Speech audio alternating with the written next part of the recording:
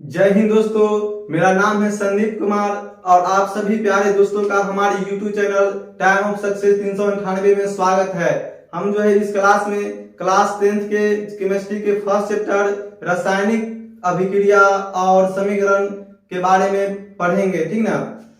और हम वीडियो को स्टार्ट करते हैं। देखिए, यहाँ चैप्टर का नाम है रासायनिक अभिक्रिया और समीकरण। यह 10th क्लास के केमिस्ट्री के फर्स्ट चैप्टर है और इसके बारे में हम संपूर्ण जानकारी विस्तृत रूप से प्राप्त करेंगे, ठीक ना। इसके लिए आप वीडियो के लास्ट तक बने रहिए। देखिए, और हम आपको पूर्ण विश्वास दिलाते हैं कि आपको 100% समझ में आएगा एक एक चीज, ठीक ना। हम एक एक चीज को आपको विस्तृत रूप से बताएंगे, ठीक है। सिर्फ आप वीडियो के लास्ट तक बने रहिए। देखिए, चैप्टर का नाम है रासायनिक अभिक्रिया और समीकरण, ठीक ना। इसमें सबसे पहले बताया गया कि रासायनिक अभिक्रिया यानी कि रासायनिक अभिक्रिया आखिर हम कहते किसे हैं, ठीक ना। सबसे पहले हम रासायनिक अभिक्रिया को समझेंगे, उसके बाद हम अगला टॉपिक पर चलेंगे। देखिए, सबसे पहले है रासायनिक अभिक्रिया। तो जब दो या दो से अधिक पदार्थ मिलकर एक या एक से अधिक नए गुण धर्म वाले पदार्थ का निर्माण करते हैं तो उसे हम रासायनिक अभिक्रिया कहते हैं या रासायनिक अभिक्रिया कहा जाता है। यानी कि जब दो या दो से अधिक पदार्थ या तत्व मिलकर एक या एक से अधिक नए गुणधर्म वाले तत्व का पदार्थ का निर्माण करते हैं तो उसे हम रासायनिक अभिक्रिया कहते हैं। जैसे में हाइड्रोजन और ऑक्सीजन दो ऐसे तत्व हैं जो मिल करके किसका निर्माण करते हैं, तो ये जल का निर्माण करते हैं, यौगिक का यानी कि पदार्थ का, तो उसको हम रासायनिक अभिक्रिया बोलेंगे, ठीक ना। जैसे यहाँ उदाहरण के लिए यहाँ पर लिए हैं हाइड्रोजन और ऑक्सीजन। हाइड्रोजन और ऑक्सीजन जो है मिल करके जल यानी कि पानी बनाता है, ठीक ना। इसका जो समीकरण होगा H2 + O2, इसके बराबर इधर क्या होगा H2O, ठीक ना। यानी कि H2 + O2 जो मिल करके है ना वो किसका निर्माण करता है, H2O यानी कि जल का निर्माण करता है, ठीक ना, जल का निर्माण करता है। देखिए, और यही है कि रासायनिक अभिक्रिया में कि जब दो या दो से अधिक पदार्थ मिलकर के आप यहाँ पर देखें, यहाँ पर दो पदार्थ मिला है हाइड्रोजन और ऑक्सीजन, और यह जो है दोनों मिलकर के एक नए गुणधर्म वाले जो है जल का क्या किया है, निर्माण किया है। इसी को हम रासायनिक अभिक्रिया बोलते हैं, ठीक है। अब देखिए, अब है रासायनिक अभिक्रिया की विशेषता है, ठीक ना। रासायनिक अभिक्रिया की विशेषता यानी कि रासायनिक अभिक्रिया में क्या क्या खास विशेषता है, क्या उसका गुण है। विशेषता बोलने का मतलब क्या इसका गुण है। देखिए, रासायनिक अभिक्रिया की विशेषता है कि अवस्था में परिवर्तन होगा, ठीक ना। कोई पदार्थ यहाँ इसको इधर जो भाग लेगा उसको बोलते हैं अभिकारक, इसको भाग लेने वाले पदार्थ को बोलते हैं अभिकारक, और बनने वाले पदार्थ को बोलते हैं प्रतिफल, ठीक ना। तो अभिकारक में जो पदार्थ भाग लेगा उसका जो अवस्था है वो प्रतिफल में बदल सकता है। अगर मान लीजिए अभिकारक में हाइड्रोजन यहाँ गैस है और ऑक्सीजन यहाँ पर गैस है, तो यहाँ पर ये जरूरी नहीं कि यहाँ पर गैस हो, यहाँ पर द्रव भी हो सकता है, ठीक है। आप देखें यहाँ पर एग्जांपल, देखिए, तो पदार्थ की अवस्था में परिवर्तन हो सकते हैं, ठीक ना।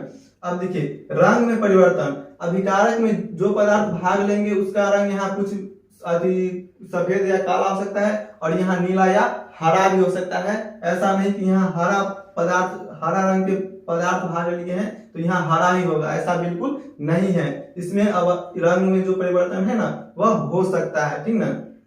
देखिए, अब है तापमान में परिवर्तन। तो अभिक्रिया के समय में पदार्थ के तापमान में भी परिवर्तन हो जाता है, ठीक ना। यानी कि किसी में अधिक हो जाता है तो किसी में निम्न हो जाता है। जिसमें ताप अधिक हो जाए उसको हम उष्माक्षेपी बोलेंगे, और जिसमें ताप कम हो जाए उसको हम उष्माशोषी बोलेंगे, ठीक ना।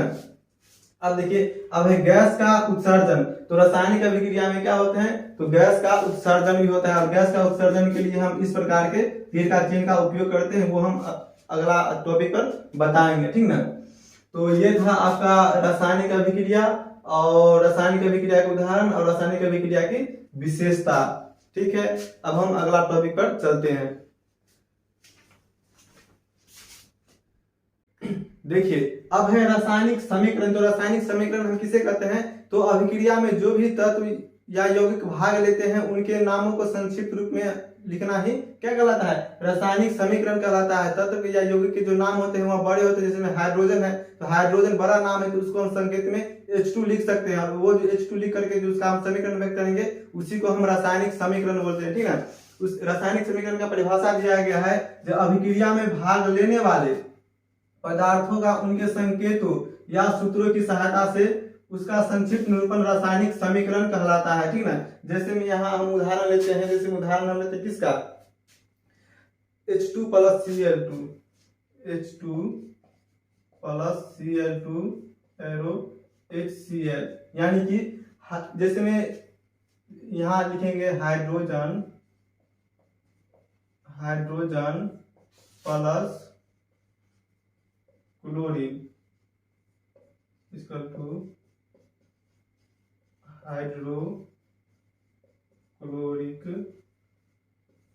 अम्ल, ठीक ना। देखिए जैसे यहाँ हाइड्रोजन और क्लोरीन की हम अभिक्रिया करवाते हैं तो हमें क्या प्राप्त होता है, हाइड्रोक्लोरिक अम्ल प्राप्त होता है। तो ये आप ऊपर नाम देखिए, ये लिखा हुआ वो, और ये जो हाइड्रोजन का संकेत हो गया H2, क्लोरीन का संकेत हो गया Cl2, और ये जो हाइड्रोक्लोरिक अम्ल है इसका सूत्र होता है HCl, ठीक ना।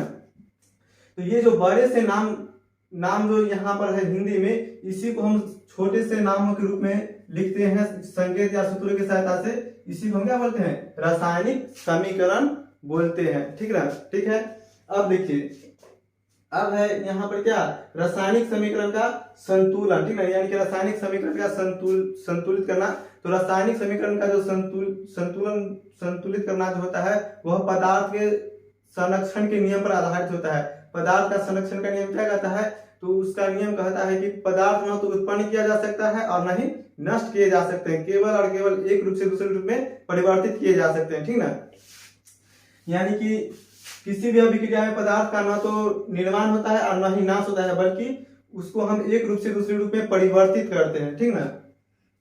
तो इसीलिए हम इसका क्या करते हैं, रासायनिक समीकरण को संतुलित करते हैं। रासायनिक समीकरण का संतुलन करने का मतलब ये हुआ कि दो अभिकारक और प्रतिफल दोनों में परमाणु संख्या क्या होना चाहिए, समान होना चाहिए, एक समान, ठीक ना।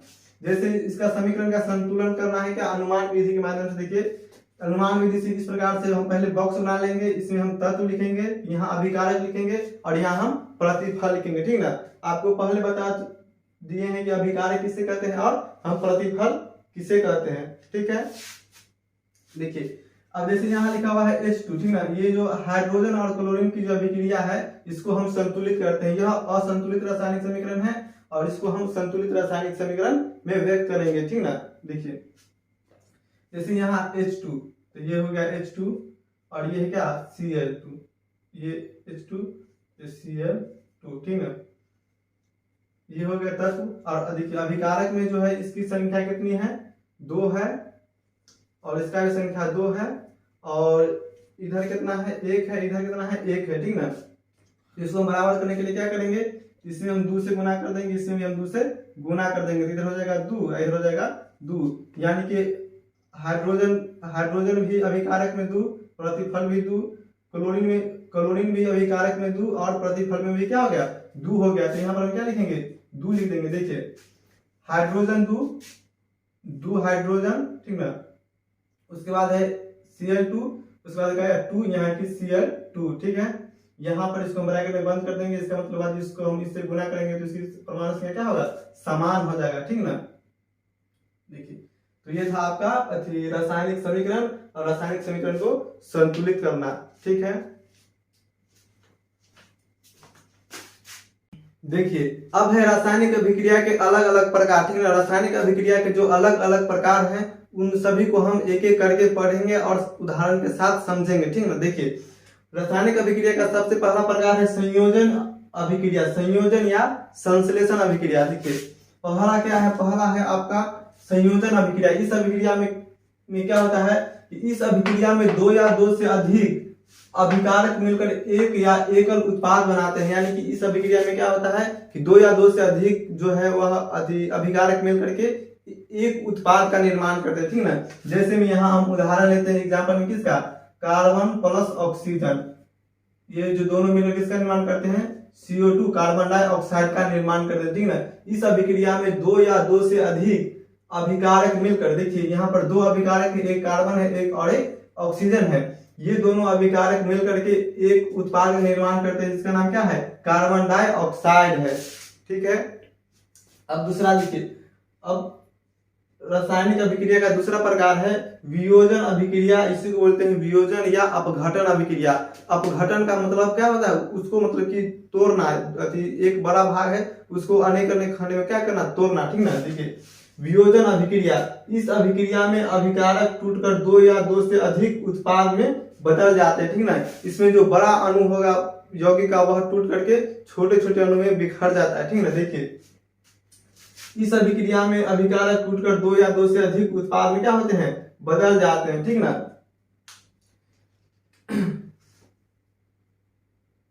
जैसे यहाँ उदाहरण लिया है किसका, CaCO3 कैल्शियम, इसको जब हम गर्म करेंगे तो CaO कैल्शियम प्लस इसका निर्माण होगा CO2 का निर्माण। ठीक ना, जब हम कैल्शियम, जब हम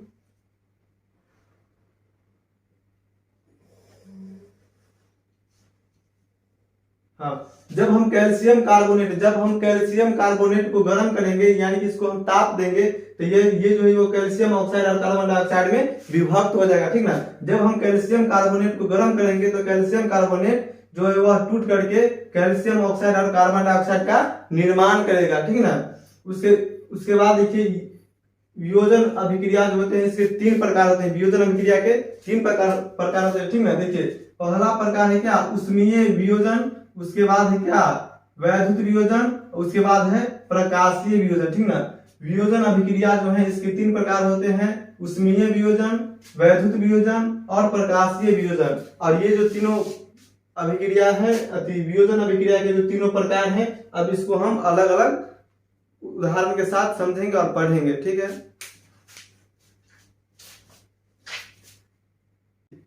देखिए अब है वियोजन अभिक्रिया के तीन अलग अलग प्रकार। ठीक ना, पहला प्रकार है क्या, उष्मीय वियोजन, उसके बाद है वैद्युत वियोजन और तीसरा है क्या, प्रकाशीय वियोजन। ठीक ना, देखिए सबसे पहला है उष्मीय वियोजन। तो उष्मीय वियोजन किसे कहते हैं, तो अभिकारक का उष्मा यानी कि गर्मी द्वारा किया गया वियोजन। ठीक ना, यानी कि वह वियोजन जिसमें किसका उपयोग किया जाएगा, गर्मी का उपयोग किया जाएगा। ठीक ना, जब हम इसका उदाहरण लिया गया, जब हम CaCO3 को गर्म करते हैं तो CaO प्लस CO2 बनते हैं, यानी कि जब हम कैल्शियम कार्बोनेट को गर्म करते हैं तो कैल्शियम ऑक्साइड और कार्बन डाइऑक्साइड बनता है। ठीक ना, इसको हम क्या बोलते हैं, उष्मीय वियोजन, यानी कि उष्मा के माध्यम से किया गया वियोजन को हम उष्मीय वियोजन कहते हैं। ठीक ना, देखिए अब है वैद्युत वियोजन। ठीक ना, तो विद्युत धारा के प्रवाह होने के कारण होने वाला वियोजन, ठीक ना, क्या कहलाता है, वैद्युत वियोजन, यानी कि वह वियोजन जिसमें विद्युत धारा का उपयोग किया जाएगा। हम जब विद्युत धारा का उपयोग करेंगे तो पदार्थ का क्या होगा, वियोजन होगा। और वियोजन का मतलब समझते हैं, पदार्थ का दो भाग में क्या, टूटना। ठीक ना,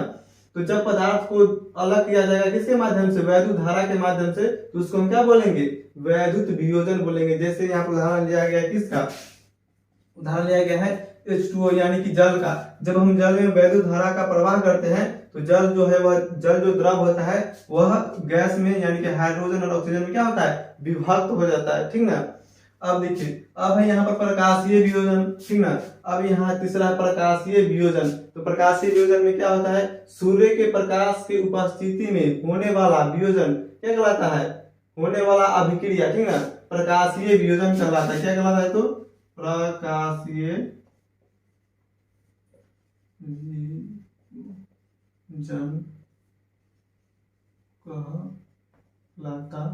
ठीक ना, देखिए सूर्य के प्रकाश की उपस्थिति में होने वाला वियोजन या होने वाला वियोजन अभिक्रिया जो है वह प्रकाशीय वियोजन कहलाता है। ठीक ना, जैसे उदाहरण लिया गया है AgCl। ठीक ना, यानी कि सिल्वर क्लोराइड को हम सूर्य की उपस्थिति में जब रखते हैं तो ये जो सिल्वर क्लोराइड है वह सिल्वर और क्लोराइड दो अलग अलग भागों में क्या हो जाता है, विभक्त हो जाता है। ठीक ना, और ये जो प्रकाशीय वियोजन है इसका जो उपयोग है, प्रकाशीय वियोजन का जो उपयोग है, इसका उपयोग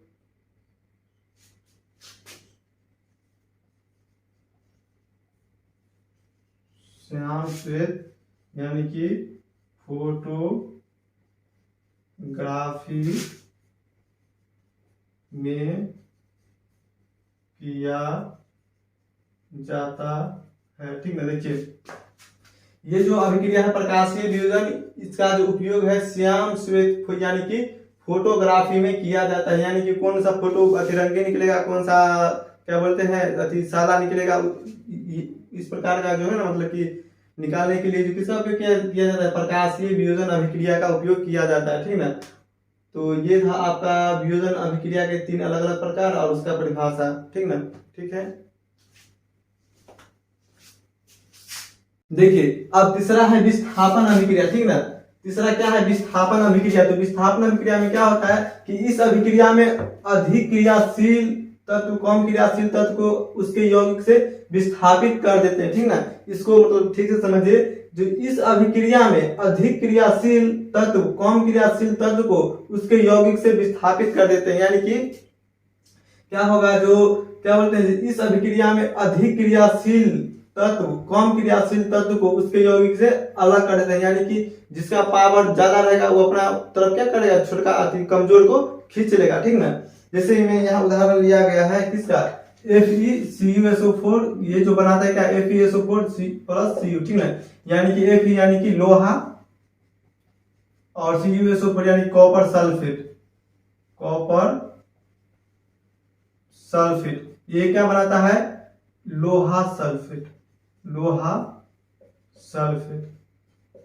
और ये क्या बनाता है, इसको किसको साथ कर देते हैं, कॉपर। देखिए लोहा जो है वह क्या अत्यधिक क्रियाशील क्या है, अधिक तत्व है, और लोहा जो है वह कॉपर से अभिक्रिया करके, ठीक ना, लोहा है जो कॉपर से ये लोहा जो कॉपर सल्फेट से अभिक्रिया करके क्या करता है, ये अति कॉपर को सल्फेट से क्या करता है, अलग कर देता है। ठीक ना, लोहा जो है वह कॉपर सल्फेट से अभिक्रिया करके ये कॉपर सल्फेट में से कॉपर क्या करता है, अलग कर देता है, और सल्फेट के साथ मिल करके खुद एक अलग यौगिक बना लेता है, लोहा सल्फेट। ठीक ना, तभी इसका आप उदाहरण देखते होंगे, जो लोहा में अति क्या बोलते हैं, जो मतलब अति जंग लग जाता है। ठीक ना, देखिए अब है द्विविस्थापन अभिक्रिया। ठीक ना, द्विविस्थापन अभिक्रिया में क्या होता है, इस अभिक्रिया में उत्पादकों का निर्माण दो यौगिकों के बीच आयनों के आदान प्रदान से होता है। ठीक, यानी कि आयन यानी कि प्लस माइनस के आदान प्रदान से इसका क्या होता है, निर्माण होता है। ठीक ना, जैसे यहाँ उदाहरण लिए गए किसका,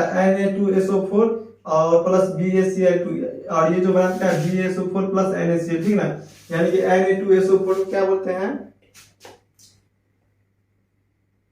sodium sulphate, sodium sulphate, sodium sulphate, और BaCl2 barium chloride, barium chloride, barium chloride, barium chloride.